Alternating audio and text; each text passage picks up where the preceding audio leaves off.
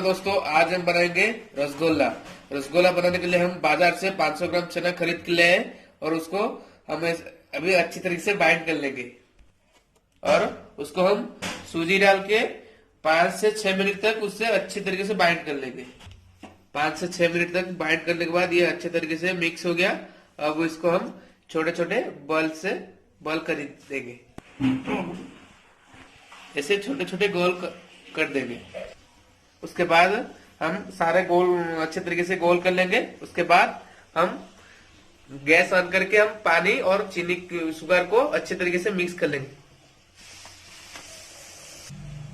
पानी और चीनी अच्छे तरीके से मिक्स होने के बाद हम इसमें थोड़ा इलायची डाल देंगे। इसका टेस्ट जो बहुत अच्छा आ जाएगा, फ्लेवर जो बहुत ही अच्छा आ जाएगा।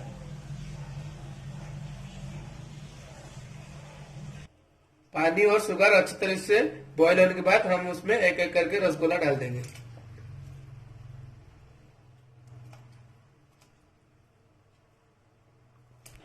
हमने सभी रसगुल्ले पानी में डाल दिए और उसको मीडियम फ्लेम में हम 10 से 15 मिनट तक उबाल लेंगे। देखिए दोस्तों, हम 5 मिनट उबालने के बाद उसका रसगुल्ला का साइज बड़ा हो गया। हम इसे 5 मिनट और उबालेंगे। देखो दोस्तों, हम अब हमारा ये रसगुल्ला बहुत ही अच्छी तरीके से साइज हो गया। हम इसको गैस को बंद कर देते हैं और उसके बाद हम सर्विंग प्लेट में निकाल लेंगे। देखो दोस्तों, ये हमारा रसगुल्ला अब तैयार हो गया। आप इसको घर में ट्राई करिए और कमेंट बॉक्स कर लिखिए कैसा लगा। और हमारा चैनल को लाइक और शेयर और सब्सक्राइब करने के लिए ना भूलें।